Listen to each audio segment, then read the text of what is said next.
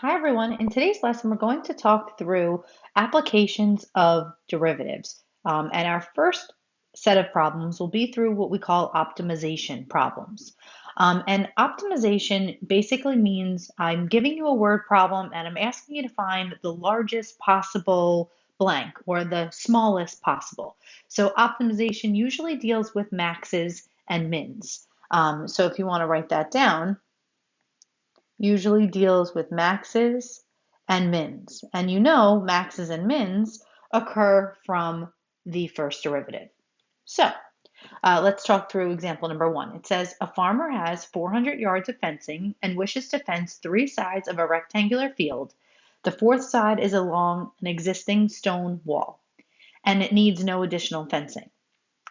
Find the dimensions of the rectangular field of the largest area that could be fenced. Okay, so the key words that you have to use the first derivative is that they're looking for the largest area. So largest area generally means that we're going to use max or min, and in this case, largest, so we're going to use maximum. So the key components to solving any of these word problems is a picture, a helper equation, and then the equation that you need to maximize or minimize. So let's first draw the picture. All right, so they said there's a wall. I'm going to draw my wall here. You can draw it wherever you'd like. Picture shouldn't matter too much. So here's my wall, and it says we need three sides of fencing. So this would be the first side, second side, and then the third side. Now I'm going to label with letters. Every time I have a horizontal side, I'm going to label it with the letter X, usually for the x-axis. I like to use that letter. And then all of the vertical ones, I'll label Y for the y-axis or up and down. It really has no relation to the x and y-axis. It's just I want to keep all horizontal all horizontal compartments X and all verticals Y. That's all. You could use A, B, whatever you like. All right, so we need to find the dimensions of the rectangular field that will yield the largest area. So what we're trying to maximize is the area. So that would lead me to my maximize and minimize equation. So in this case, we're looking for the dimensions for the largest possible area. So if that's the case, largest possible area, the formula that we will use, area, is equal to length times width. And I chose length times width because this is a rectangle. Now, since I used length to be x and width to be y, we theoretically can rewrite the equation as area equals x times y. So not this one, but x and y, since those are the variables that we used. And now, in order to do that, we need a helper equation. So our helper equation usually comes from this first piece of information. So it says a farmer has 400 yards of fencing that he's going to use to fence the three sides of this rectangular field. So this, and this will add up to 400 if I add it all together. So that is my helper equation.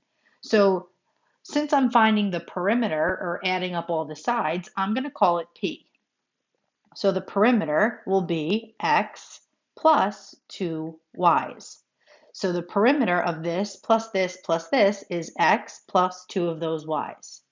Now this perimeter is equal to 400 because they tell you the farmer has 400 yards of fencing that he's going to use to add up all of these pieces. So my helper equation more simply is 400 equals x plus 2y. So now, in order to maximize or minimize this equation, we need to make sure we have one variable. So that's the purpose of the helper equation.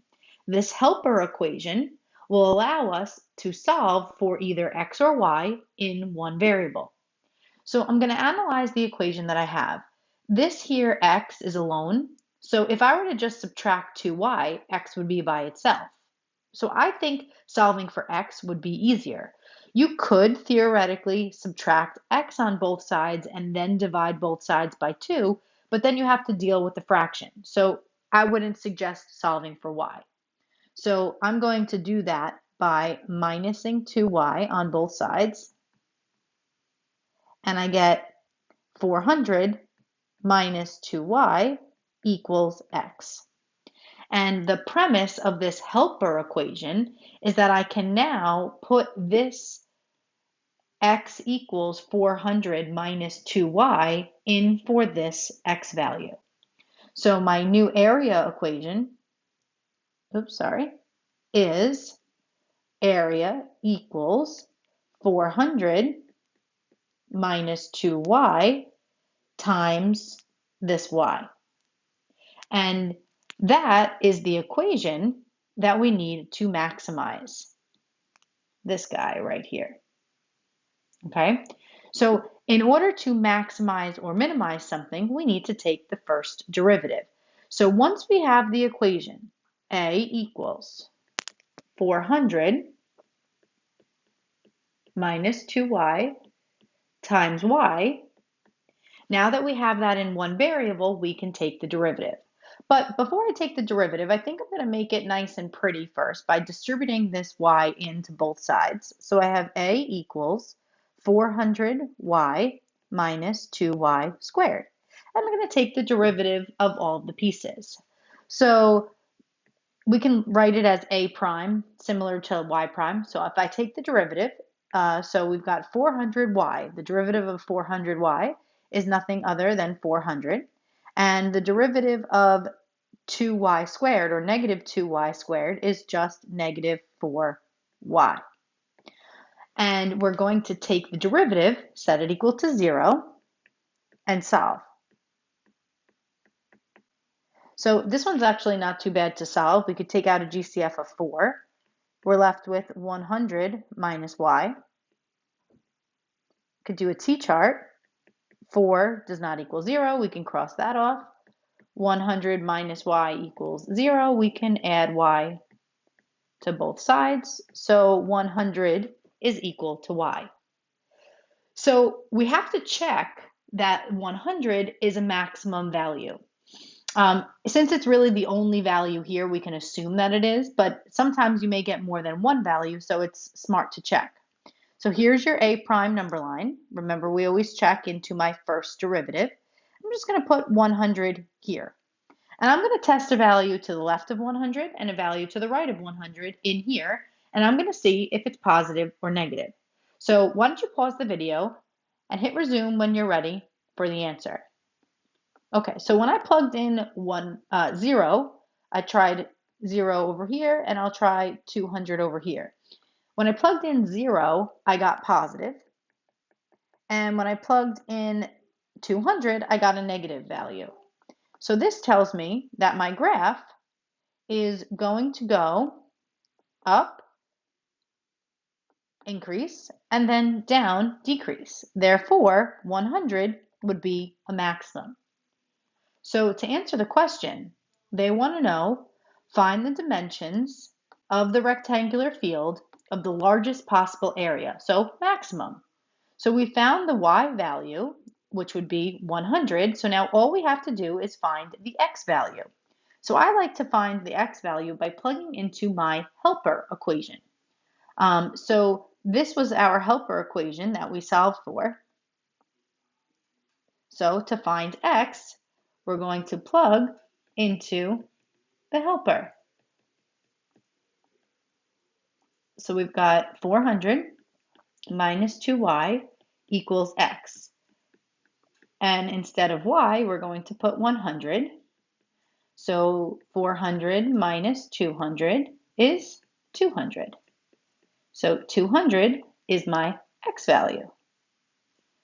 So the answer for the dimensions, whenever they're asking for dimensions, they're asking for length and width. So you could just say 100 by 200. They don't necessarily care which one is x and which one is y, but 100 by 200, and you should be specific about feet or inches, and this one is talking about yards. So 100 yards by 200 yards. That would be the dimensions that would yield the largest possible area. All right, let's move on to the next one. Okay, so example number 2 is very similar, still involving a rectangle, and it's asking us this time to find the minimum amount of fencing. Okay, so let's read the problem. It says a rectangular playing field is to have an area of 600 meters squared. Fencing is required to enclose the field and to divide it into two equal halves. Okay, so this is the first piece of information. This will probably be my helper information.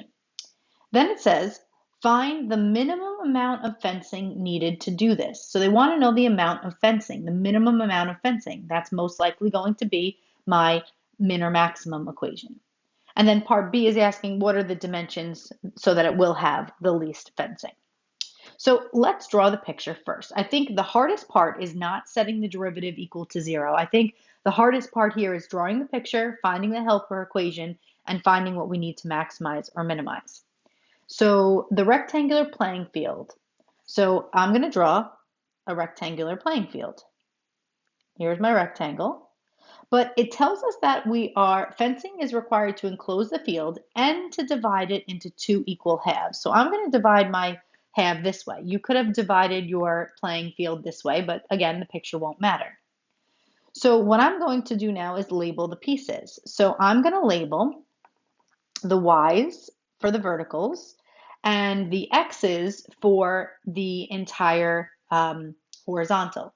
Now you could label X as this whole thing if you want, or you could label X as the individual pieces. The choice is really yours.